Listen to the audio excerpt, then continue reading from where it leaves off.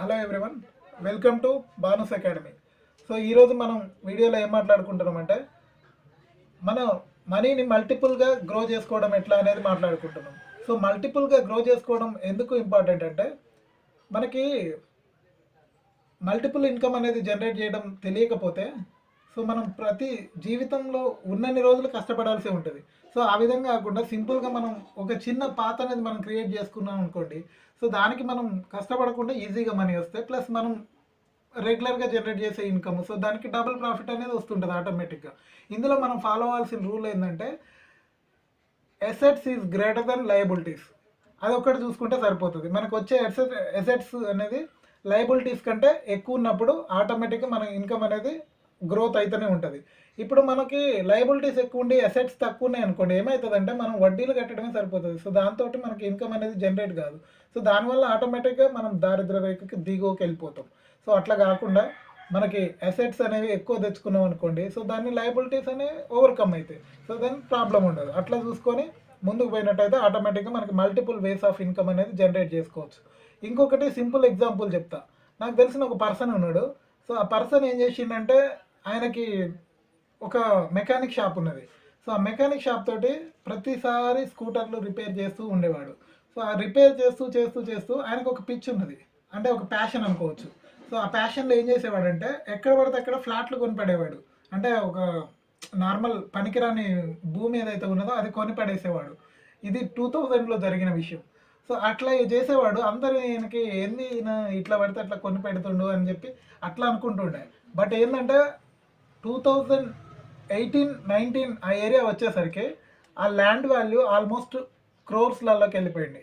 ఇక్కడ విషయం ఏంటంటే ఆయనకి తెలియదు ఆ రోజు. సో క్రోర్స్లోకి వెళ్తుంది, నేను అందుకని కొంటున్నాను తెలియదు. ఆయనకి ఏంటంటే ల్యాండ్స్ కొనటం అనేది ఒక పిచ్చి, అంటే ఒక ప్యాషన్.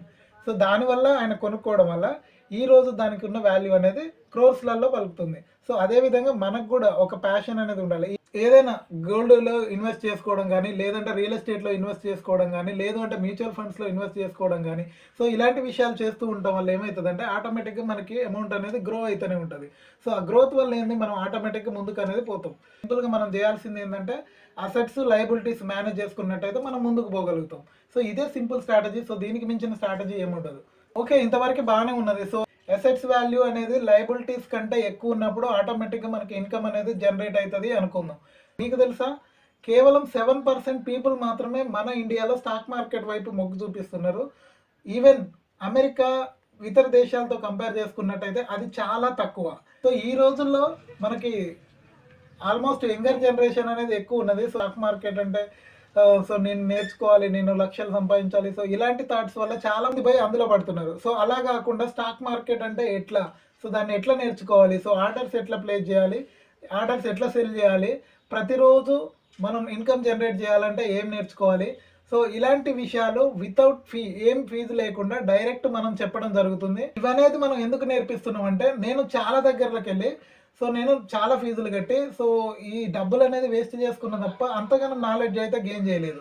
సో ఆల్మోస్ట్ నేను 3 years నుంచి వెళ్ళి స్టాక్ మార్కెట్లో ఉన్నా. సో దాంట్లో మెలకువలేంది, లొసుకులేంది, లోపాలేంది, సో మనం ఎట్లా చేస్తే ఓవర్కమ్ అవుతాం, సో దాన్ని ఎట్లా ముందుకు తీసుకెళ్ళొచ్చు, ఇది చాలా మందికి ఉంటుంది ప్యాషన్. సో నేను 1000 రూపాయలతో ₹1,00,000 చేయాలి, సో లేదంటే 10,000తో ₹1,00,000 చేయాలి, ఇలాంటి ప్యాషన్ అనేది ఉంటుంది. సో అలాంటి కోరికలు ఎట్లా రియలైజ్ చేసుకోవాలి, సో అది నిజమేనా, ఒకవేళ నిజమైతే ఏ విధంగా చేస్తే నిజమవుతుంది, సో ఇలాంటి విషయాలు మనం స్టాక్ మార్కెట్ కోర్సులో మాట్లాడుకుందాం.